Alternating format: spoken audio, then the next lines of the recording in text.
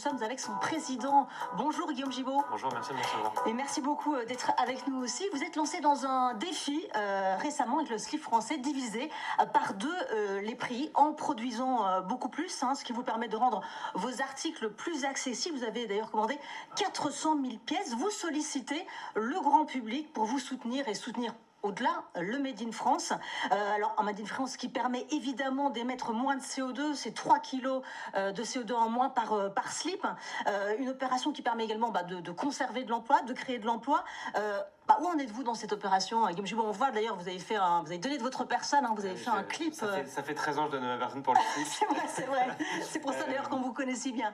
Et merci de me recevoir. Non, on est bien parti. On passe les 75 000 pièces vendues en 3 semaines. Ouais. Donc c'est un super démarrage, mais voilà, c'est encore que le début, puisque l'objectif, vous l'avez rappelé, de 400 000. Oui.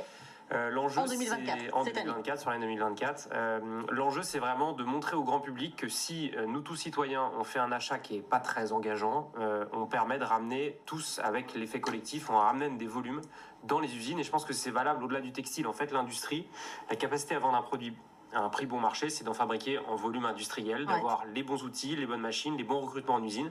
L'industriel, il a besoin de temps long en fait pour justement relocaliser en France, être compétitif. Il a besoin d'un carnet de commandes qui est rempli pour avoir les bons investissements, le bon personnel, être capable effectivement dans le droit du travail français, dans les normes environnementales françaises qui sont plus contraignantes, d'avoir un outil performant. Pour ça, il lui faut du volume et du temps long. Et donc avec 400 000 pièces engagées, on donne du temps et on permet aux entreprises de vraiment se projeter. Pour ceux qui ont mis les pieds dans une textile, on voit bien que quand on fait 100 000 fois le même produit, on va beaucoup plus vite, on gagne beaucoup plus de temps, on forme toutes ces équipes à ce produit, plutôt que de faire des séries de 200 pièces, 500 pièces, où il faut tout changer à chaque fois, et là forcément on est moins productif. Ouais. On va regarder la carte d'identité de votre entreprise. Le slip français, c'est 13 ans d'existence, 80 fabricants partenaires, 370 emplois directs et indirects, 20 millions d'euros de chiffre d'affaires en 2023. Alors ça fera 25 euros le slip, effectivement à l'unité, et puis 18 euros à peu près si on prend un pack. Avant c'était 40 euros. C'est vrai que c'était réservé à une certaine clientèle, C'était réservé à une certaine clientèle, et puis voilà, on a démarré, on s'est fait connaître, on a couru après les stocks, on est monté jusqu'à un niveau de chiffre d'affaires qui commence à être un début de taille critique dans notre métier, mais pour aller au-delà, et puis pour aussi lucide sur le contexte économique autour de nous, depuis la sortie du Covid, voilà, la guerre en Ukraine, l'inflation, l'énergie, tous ces sujets-là sont venus grever le pouvoir d'achat des Français. Tout à fait. La marque est connue de 2/3 des Français et les gens ont envie de nous soutenir.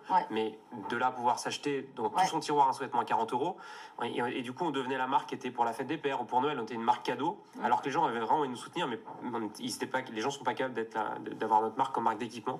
Donc c'est tout ce sujet-là, de devenir la référence de tiroir de tous les Français, parce que vous l'avez rappelé, c'est plus d'emplois, c'est plus de liens sociaux et c'est moins de CO2, et ça les gens en sont de plus en plus conscients.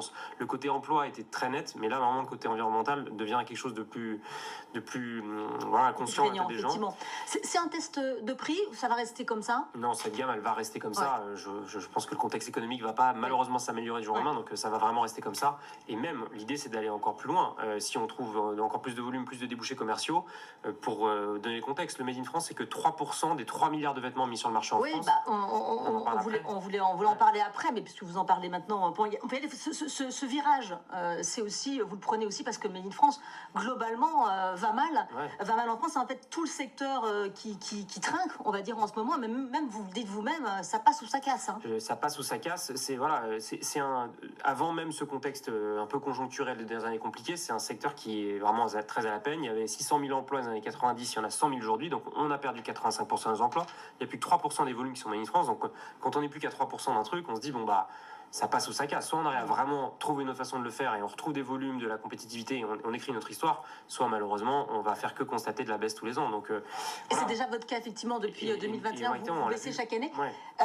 On va revoir ce chiffre effectivement. Donc il y a 3% de la consommation en France qui n'est que Made in France. C'est vrai que ça a de quoi étonner parce que c'est un secteur dont on parle, c'est un secteur que les Français veulent soutenir, vous le disiez tout à l'heure, mais c'est que 3%. Comment on peut faire face, et notamment vous le disiez tout à l'heure, il y a tout un contexte, il y a effectivement l'inflation, la guerre en Ukraine qui a changé la donne, mais il y a aussi cette fast fashion qui est un rouleau compresseur, pas seulement pour le Made in France, mais pour tout le textile. On le voit avec tous les magasins qui ferment.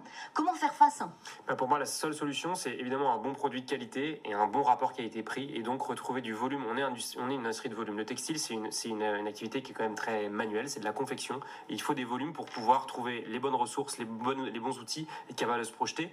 Et pour moi, c'est la vraie seule solution. Et je pense qu'on a vraiment des volumes avec la grande distribution. On a beaucoup d'acteurs qui font du volume. Il faut juste qu'on arrive à reconnecter ces acteurs-là avec les usines françaises. Et on a eu un exemple avec les masques.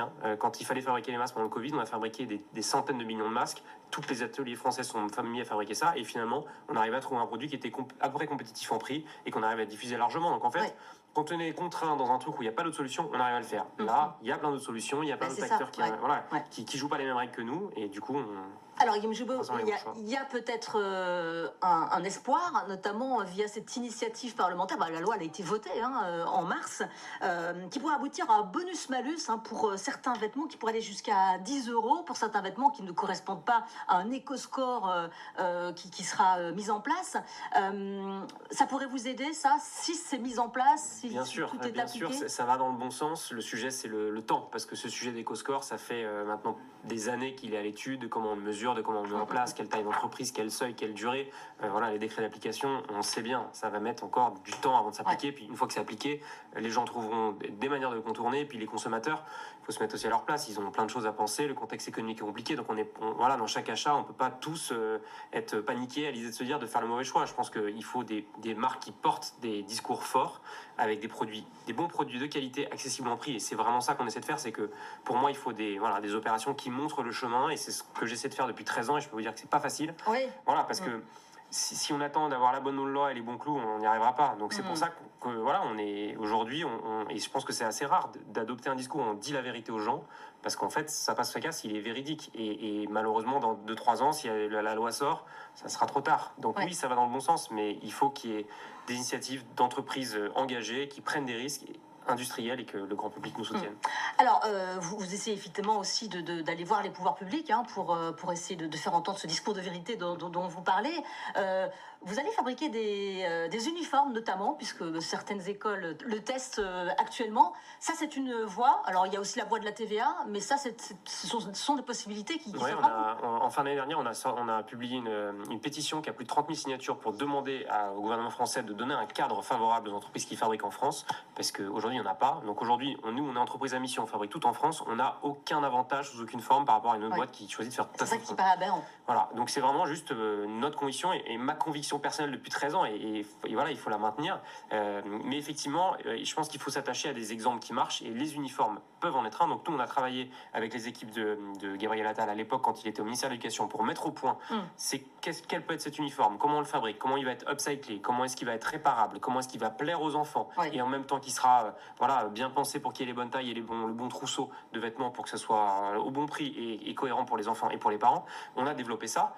Donc il y avait cette envie forte, et derrière, ça a été l'information a été passée aux collectivités, mais qui doivent se débrouiller tout seules. Et forcément, quand on est une ville ou une mairie, on doit commander des uniformes. On n'a jamais fait ça, on ne sait pas faire. Et puis il n'y a pas beaucoup d'argent. Il n'y a pas beaucoup d'argent, forcément on regarde les prix. Et voilà, et donc en fait, là, nous, donc on a certains exemples, notamment à la ville de Puteaux, à qui on a remporté un appel d'offres pour fabriquer des uniformes. Ça va être un super exemple, et je pense que c'est important qu'il y ait derrière le gouvernement et les équipes de Gabriel Attal qui aillent au bout de la règle en proposant une commande centralisée pour les uniformes. À partir du moment où on décide de le faire, qui soit fabriqué en France, en tout cas, peut-être pas tout, mais en tout cas déjà de se dire, ok, faisons 25%, 30% en Made in France, mais faisons-le vraiment. Faut pas se retrouver avec du 100% Made in Bangladesh partout en France. Je pense que c'est l'intérêt de personne. Merci beaucoup en tout cas, Guillaume Joubeau, d'être venu dans Impact Positif. Un dernier mot pour vous dire que la dernière revue de